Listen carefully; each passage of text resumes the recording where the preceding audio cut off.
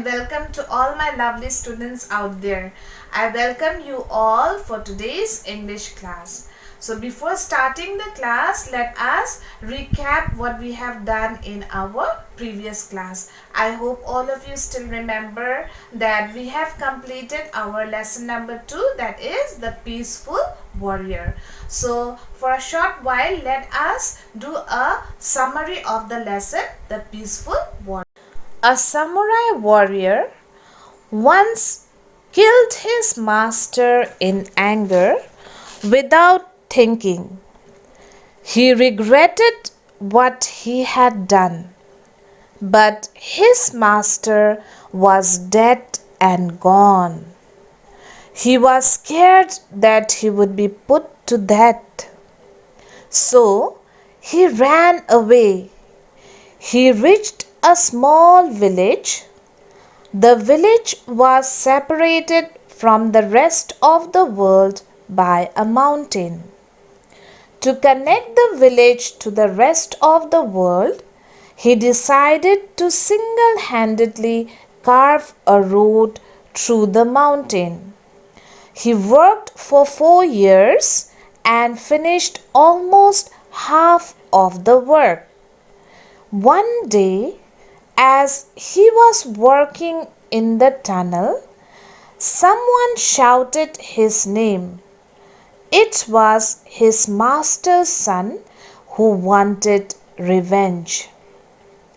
The warrior asked him to wait till he had completed the tunnel. The young man agreed. He watched, fascinated, as the samurai worked hard every day, all day. He began to respect his enemy's hard work and patience. He started to help the warrior by digging and carrying rubble. The tunnel took many years to complete. When the work was complete, kneeling before his master's son, the samurai said that he was ready to die. The young man raised his sword, but he could not kill the samurai. He refused to take the samurai's life, saying that he had learned a lot from him in the last few years. He was his teacher, and he could not harm his teacher. In today's class, we are about to start Module 2, and the topic inside Module 2 which we are going to take is antonyms. Okay, how do you pronounce the word antonyms? What is our objective for today's class? Our objective is to know what antonyms are. Some of you might be thinking, right, what ma'am is saying, what are antonyms? So in today's class, we'll understand what are antonyms and how it is being formed and used. Okay, let us first try to know the meaning of antonyms. Antonyms are words with opposite meanings. So, what are antonyms? Antonyms are what? They are words with opposite meanings. For example, I have given some examples here. If I say hot, you would most probably say the opposite of hot is cold, right?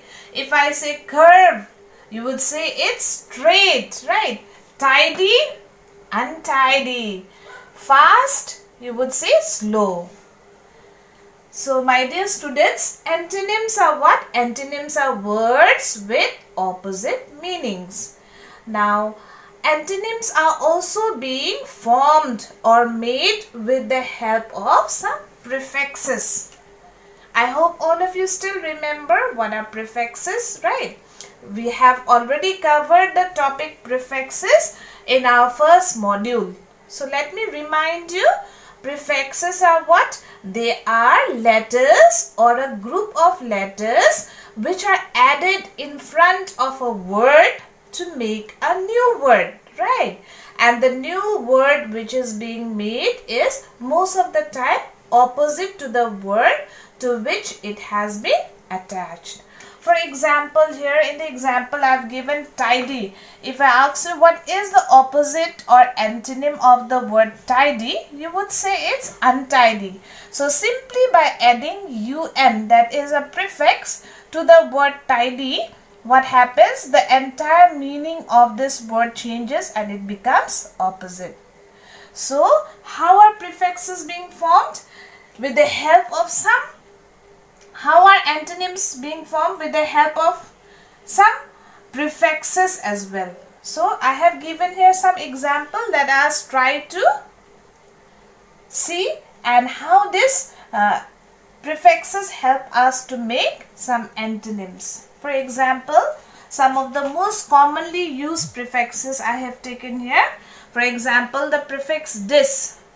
If I add this prefix dis to the word able, if I ask you what is the antonym of the word able, you would say it is what? Disabled, right? D-I-S-A-B-L-E.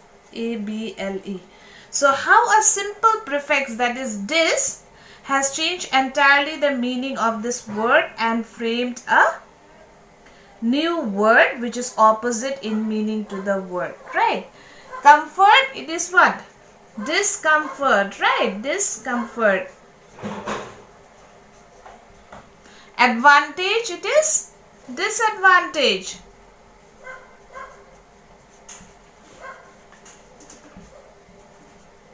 Similarly, with the prefix im, there are so many antonyms which we can make. Perfect, if you just add this prefix im, it would be imperfect, right? Balance, imbalance. Perishable would be imperishable.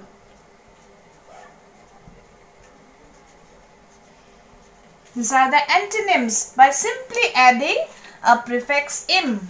Similarly with the prefix in. Accurate, what is the antonym of the word accurate? It would be inaccurate, right?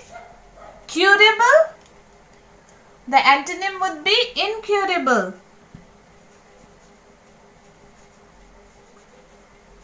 Experience, inexperience, right? Similarly with the prefix ir, we can form, and I would like to emphasize that students, the prefix ir is mostly used with words starting with r. So rational, what is the antonym of rational? Irrational, right? Irrational. What is the antonym of the word responsible? Irresponsible.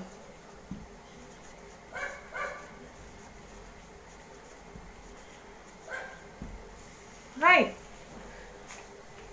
So in this way, antonyms are also being formed with the help of prefixes. So in today's class, we have understood what are antonyms. Antonyms are nothing but they are words which are opposite in meanings. And how are they formed? They are formed in various ways, and one of the most commonly used ways for forming antonyms are using prefixes. So I have shown you some of the example commonly used prefixes. With many words we can use it and form the antonyms. So students, in our next class we will be taking up another topic in module 2, and today's class you do the revision, and there are 2 audios given in your WhatsApp group. You just listen to the audios and do the word and sentence dictation, and there is also a paragraph being dictated. Please listen to it and do the multiple choice question and answers. Till then, take care. I'll see you in my next class. Bye bye.